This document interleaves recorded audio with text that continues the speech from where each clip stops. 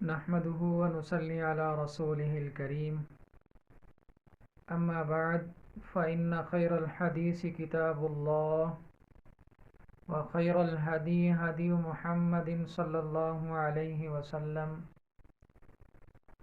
وشر الأمور محدثاتها وكل محدثة بدعة وكل بدعة ضلالة وكل ضلالة في النار صدق اللہ العظیم۔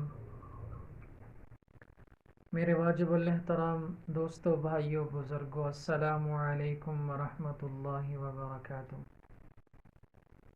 پیارے دوستو، میں امید کرتا ہوں کہ آپ حضرات جہاں بھی ہوں گے خیریت سے ہوں گے، اور اللہ تبارک و تعالی سے دعا کرتا ہوں کہ اللہ تعالی میرے تمام مسلمان بھائیوں کو، بزرگوں کو اپنی حفظ و امان میں رکھے۔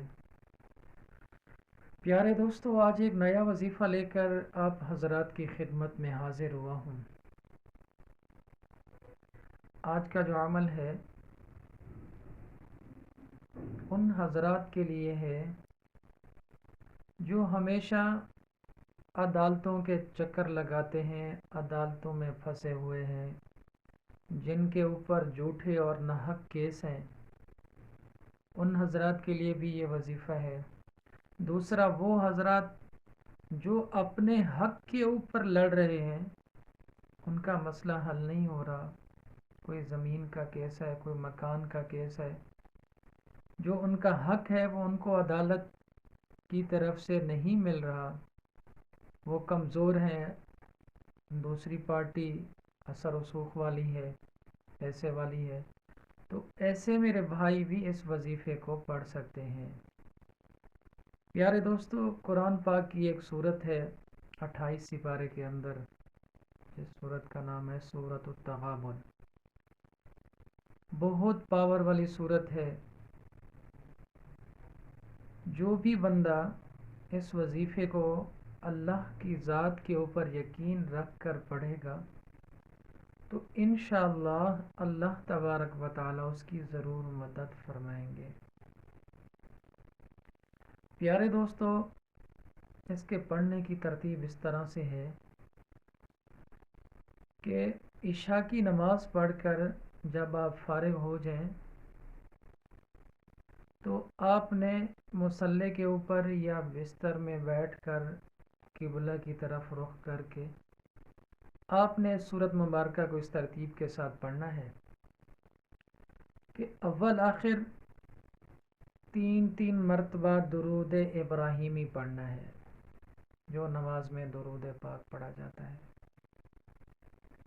اس کے بعد اس سورت کو اگر آپ زبانی پڑھ سکتے ہیں، آپ کو حفظ ہے، حافظ قرآن ہے، تو بے شک آپ اس کو زبانی پڑھیں۔ اگر آپ قرآن پاک کے اوپر دیکھ کر پڑھ سکتے ہیں تو آپ دیکھ کر پڑھیں۔ اس سورت مبارکہ کو آپ نے 41 مرتبہ پڑھنا ہے۔ جب یہ سورت مکمل 41 مرتبہ پڑھ لیں تو اس کے بعد آپ نے 2 رکعت نماز صلاۃ الحاجات پڑھنی ہے، اور اللہ تبارک و تعالی کے سامنے اپنی حاجات رکھنی ہے، اپنی پریشانی رکھنی ہے، آپ کا جو مسئلہ ہے وہ رکھنا ہے کہ یا اللہ میں اس مصیبت میں پھنسا ہوا ہوں، میں اس مسئلے میں الجھا ہوا ہوں، یا اللہ اس کو تو سمیٹ۔ تو انشاءاللہ اللہ تبارک و تعالی انسان کی ضرور مدد فرمائیں گے۔ جو بھی بندہ جس بھی مصیبت میں پھنسا ہوا ہے تو اللہ کی ذات کے اوپر یقین رکھ کر اس سورت مبارکہ کی تلاوت کرے۔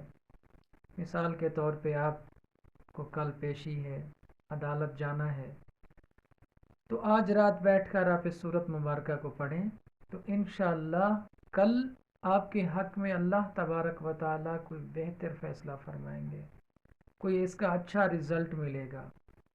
تو پیارے دوستو، میں امید کرتا ہوں کہ آپ حضرات اس وظیفے کو ضرور پڑھیں گے، اور اللہ تبارک و تعالی سے دعا کرتا ہوں کہ اللہ تعالیٰ میرے تمام مسلمان بھائیوں کی پریشانیاں دور فرمائے۔ اللہ تبارک و تعالیٰ سے دعا کرتا ہوں کہ جتنا مسلمان بیمار ہیں اللہ تعالیٰ ان تمام کو شفائے کاملہ عاجلہ عطا فرمائے۔ اللہ تبارک و تعالی سے میری دعا ہے کہ جتنا لوگ بے روزگار ہیں اللہ تعالیٰ ان کو رزق حلال نصیب فرمائے۔ پیارے دوستو، اپنی دعاؤں میں یاد رکھنا۔ والسلام۔